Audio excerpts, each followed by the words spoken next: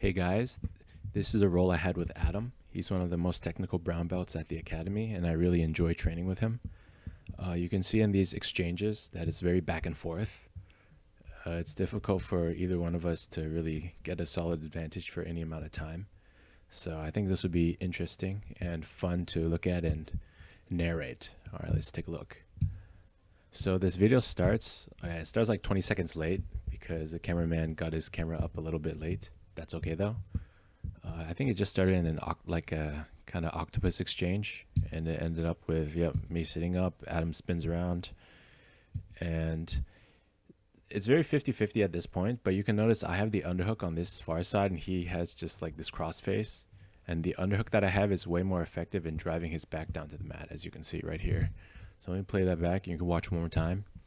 When I sit up, and he spins. Immediately, this hand, I'm digging for that underhook on the far side. He initially takes this underhook, but I think he switches to the crossface. Probably the underhook would have been more effective. Yeah, you can see he takes this crossface. But with his feet not planted, well, I guess mine aren't either. But with that underhook, I can really put pressure onto his upper chest and put his back down. Immediately, he's bringing this knee up to try to re-guard, but you can see I'm bringing my knees tight into his body. My knees here are very tight to him, not letting him re-guard. But he does have this underhook, right? Which is gonna, you see how he spins and converts into an overhook? I try to use that underhook again to put his back down to the mat, and he turns away. And you can see he's using his forearm here to try to bump me over, but I'm heavy with my knee, that far knee, and it stops him from bumping me over. But you can notice I don't have any sort of grips on this side of his body because I invested on that far side underhook. So as a result, look how he pops his head right out and he goes for my back. Yep, he can wrap up my head here just because I had no grips on that side of his body. So one more time. You can see I'm heavily investing on that underhook there.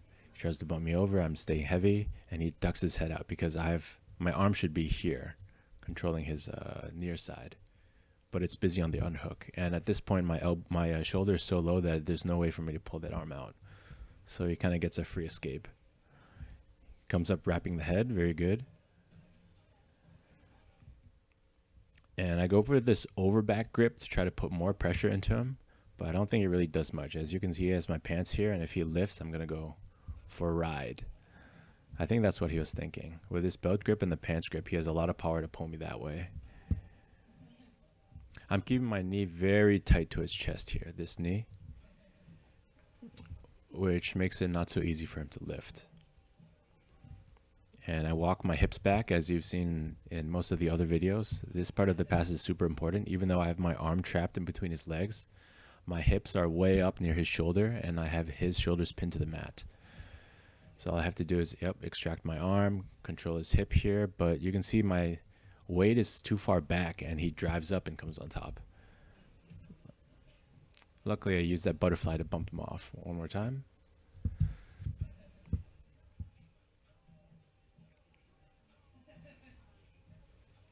Pull my arm out, and you can see he's already driving up into me. So I react by using this butterfly hook to push him back flat. Boom. And then I immediately step over and try to come on top.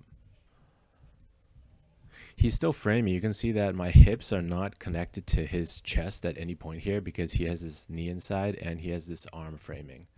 So by making that distance, you can see he's able to bring his bottom leg in shortly, his bottom knee in, letting him play guard. So I don't really get to mount at this point. This arm is not really doing much. I should have brought it around his hips. Yeah. Kind of slide off, come up onto like this attacking the turtle position. I'm thinking about going to crucifix here, but his other elbow is very tight to his body, so I couldn't hook it with this leg.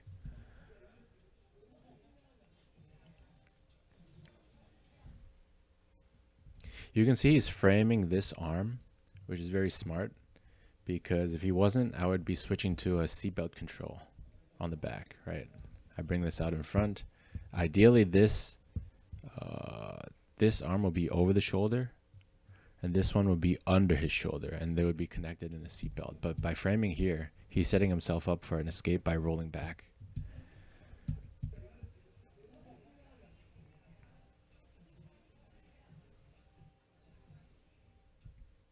So I pummel that arm back in close so that I can follow him if he sits back, and he postures up on his knee and he sits in. I think he's thinking of like a butterfly sequence here. Yeah. Oh no, he just has that shin on my bicep right here.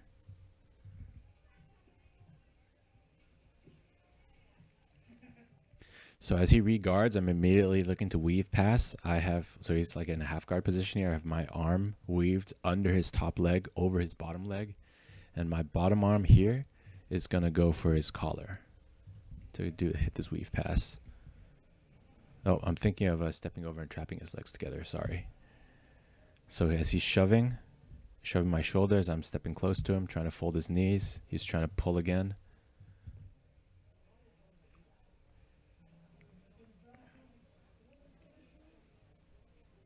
I'm stepping around, and he's doing a really good job of keeping his knees tight to his body. Let me show that one more time. Yeah, at this point, when I step around his head, his knees, notice how tight his knees are to his body. So I really can't clear them and finish the guard pass. At this point, his knees are still framing. Very annoying to deal with. Yep, and it lets him get right back up to turtle. At this point, you can see my weight is really committed. All my weight is on this hand here because I have this arm wrapped on this side of his body. Honestly, this arm should be back on that side so that I can put my knees on the ground. But I'm pretty unstable here, balanced on one foot on one hand. I think the other foot is just kind of dangling. And I settle right back into a headlock position. But this time, you see how he has my knee here? He could turn and finish this kind of almost like a double leg finish. But I keep circling and fighting his turtle. This time, however, he has this leg in front. He's no longer on the knee. So I circle around that side since he has reduced mobility due to not being on the knee. Circle around to the back, and I'm wrapping his head. Again, I'm looking for this crucifix by sliding under his back, but he keeps this arm really tight, so I'm unable to hook over it with my leg. I do take this, or I attempt to take this Kimura grip on this hand, but you can see he's gripping this arm, so I'm unable to get the double wrist control for the Kimura. He's framing, and I think his escape is to sit up this way and face into me. You can see I'm still trying to hook his arm with this foot. I'm switching the Kimura. Yep, he gets his head out and sits up. And at this point, when he has one foot off the ground and one foot on the ground, it's kind of a perfect time to sweep. But I don't have my legs organized correctly. You see, like my legs are kind of pointed away. Only at this point do I square up. And he's already controlling and backstepping into his knee bar setup. All right, so one more time. As he gets out of this like fake crucifix, he comes up, go feet on the hip. He backsteps as I throw this De La Riva hook behind. You can see he's wrapping up this posting leg.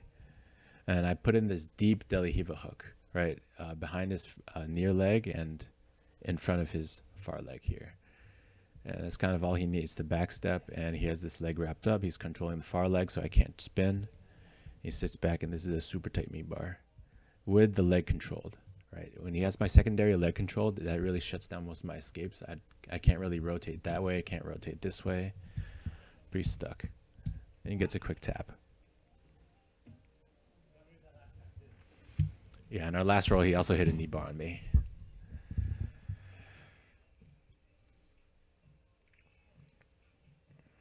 As an aside, I stopped doing the scores because I think there's a lot more to talk about than just the scores. And also, neither of us is really trying to settle for 3 seconds on each pinning position to get the points. So I thought it'd just be less distracting and less work to go straight to the narration, skipping the scoring step. Hope you guys don't mind. Let me know in the comments if you want it back. Beautiful headstand pass. Let me play that one more time. I'm sitting into this like a fake butterfly guard. Got one foot on the hip here, one shin in front of his thigh. And you can see I have like an overhook collar tie here. He's going to plant his head and jump up. He plants his head here, and his legs are going to go way up in the air. You see how I have no hooks on his legs? Neither of my legs are doing anything to control his mobility. So he can easily step up and jump right over my knees. and all the way back as I turn to face him. So one more time. He has his head free. He has his legs free. He plants the head and jumps. And at this point, I'm going to try to face towards him to reguard, and he knows this. So he's already controlling this far leg, and he's going to pull it down as he jumps right back over. See how he plants it to the mat? So he's clearing his landing zone to bring his legs right back over to the other side. Because at this point, my knee, you see how this knee is going in front of his stomach? I'm going to try to frame towards him. And he's anticipating that and jumping right back over my guard. You see I'm trying to bump his head towards the same side of his legs to make him weak. And he's jumping right back over. Beautiful. And I'm sitting up right back up into this like octopus position where I have my shoulder over his back. This makes it tough for him to face into me as his head's kind of like under my armpit. And I can also focus about sitting up on this hand and switching this hook behind his leg here. Let's see if I do that.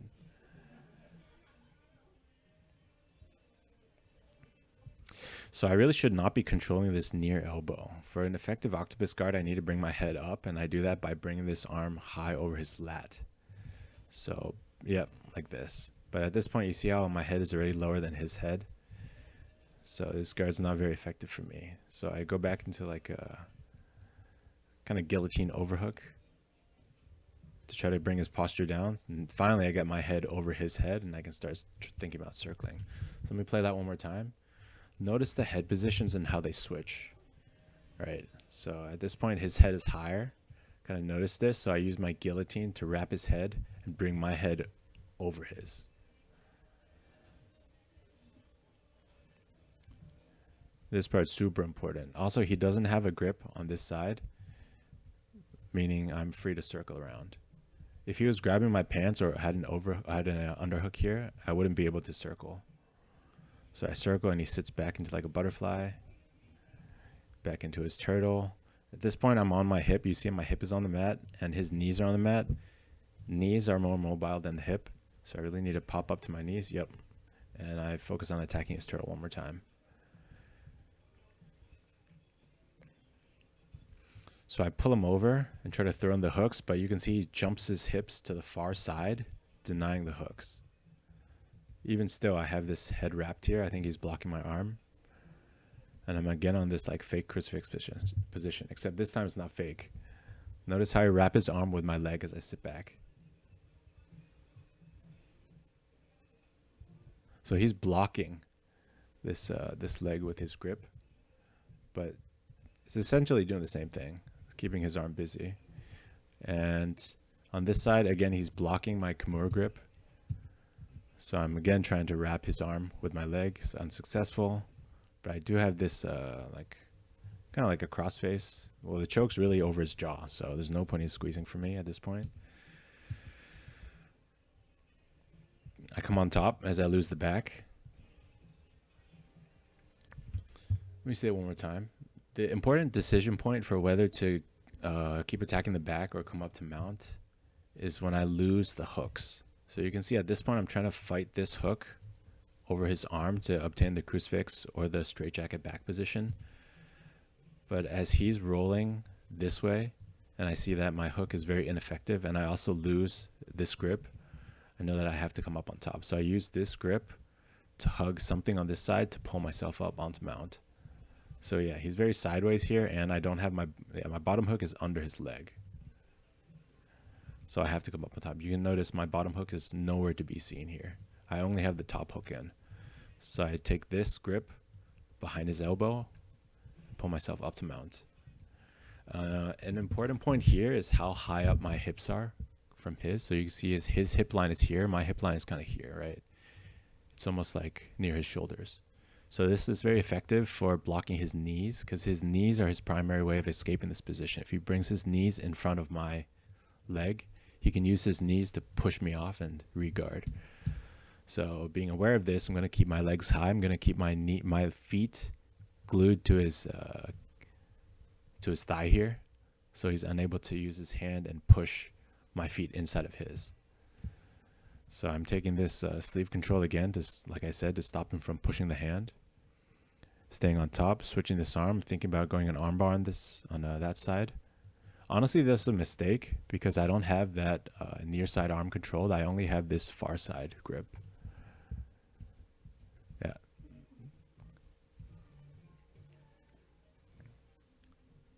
Yeah, and this point you can see he brought his knee inside. So let me replay that. You can see the point in which he brings this knee, the near knee, inside my mount position.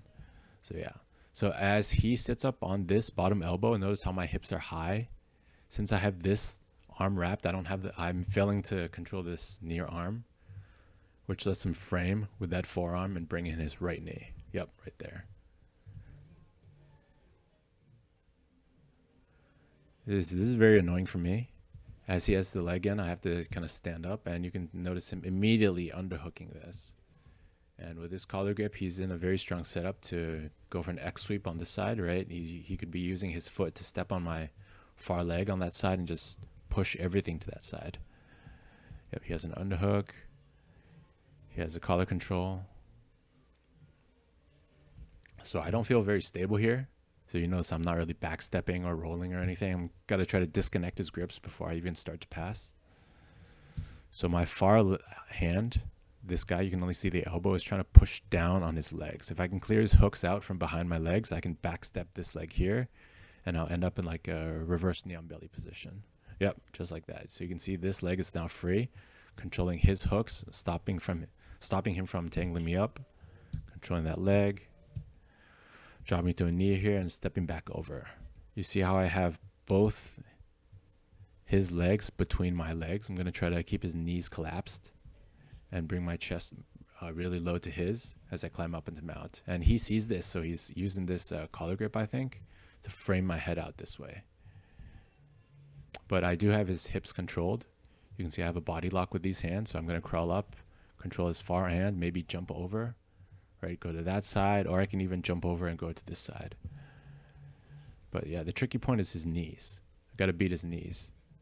By beat, I mean I need his knees inside my legs so that he's no longer able to push. If his knees are outside my legs, he can use them to push and give me a lot of problems. So this sweepy hit was really, really cool. Let me rewind, hit it one more time. I totally did not see this coming. So he's framing as I'm controlling his legs.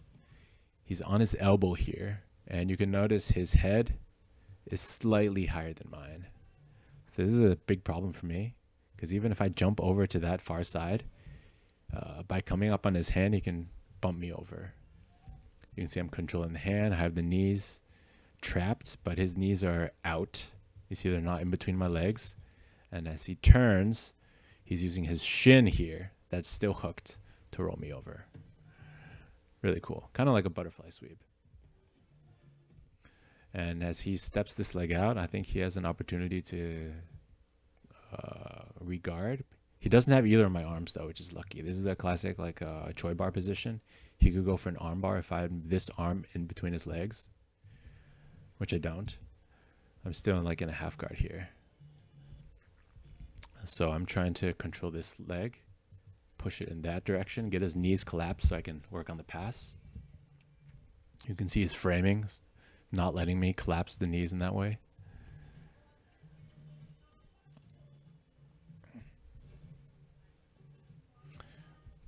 And to finish that pass, I wrap over. I get that over back position with this arm. So I'm one arm in, I think this arm. Nope, the other arm. You can see I wrap his back, and then I circle around. His knee comes out at this point. The essential bit of this is noticing what happens to his head when I wrap it. Notice how with his head uncontrolled, I don't have any sort of upper body control. You kind of move his shoulders away from me. And as he moves his shoulders away, his legs will come in, which is what I really want to avoid, right? So I take this collar grip, pull him close, switch my far hand to that collar grip, and then this hand's going to go over his back and pull him close to me. Yep, with that back grip. And at this point, when his head is close, right, his legs are going to be far. So as I circle, his knees unable to stay crunched in. I circle around his back. He goes to turtle, very smart, denying the pass. And he hits this sit through, which is fantastic. So I hit the wrap, comes up on turtle, and I don't have a headlock. You see how I'm late? This hand is not connected, which means he can bring his knees to this side and duck his head out like that. Boom. Textbook sit through. Very nice. And I totally didn't see this coming, so you can see my hip rolling over, hitting the ground, and my head's still stuck under his back. This is not a fun position to be stuck in. But I do have this chest grip with my arm that's on top. So I'm trying to use this grip to push him that way and come up on my knees. You can see I'm not even on my knees. Now I am on my knees, but he's already behind me. And he pulls me over and gets that top hook in and starts attacking the back. So usually my exchange with Adam, I can kind of see what's going on, like 1 or 2 steps in the future, but not in this case. I thought I had the pass here. I was very happy about that. And then he hits this sit through and rolls me over and then comes up on top. Very frustrating.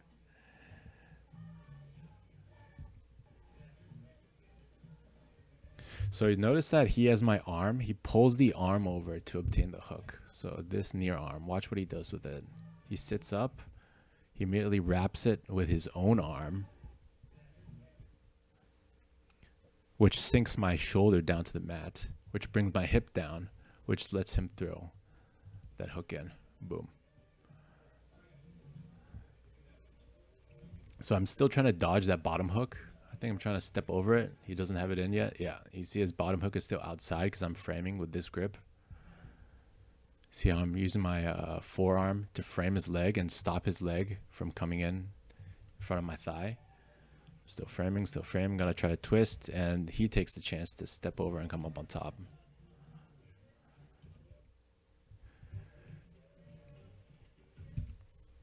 Let me see that rolling back take one more time. He steps over, comes on top, and I try to turn to my side and clear his hook. And I think he switches his hook to the top hook, which lets him go for this rolling back take. He's going to drag my legs over this way. As you can see, boom. Kind of like a bolo. And he scoots back and throws in the hook again. But you can see I'm still framing this leg and denying his top hook.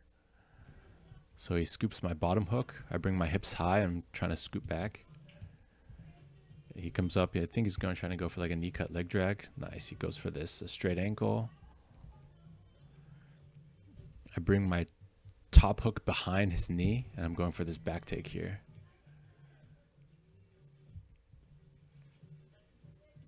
You can see his ankle control is really denying what I'm trying to do.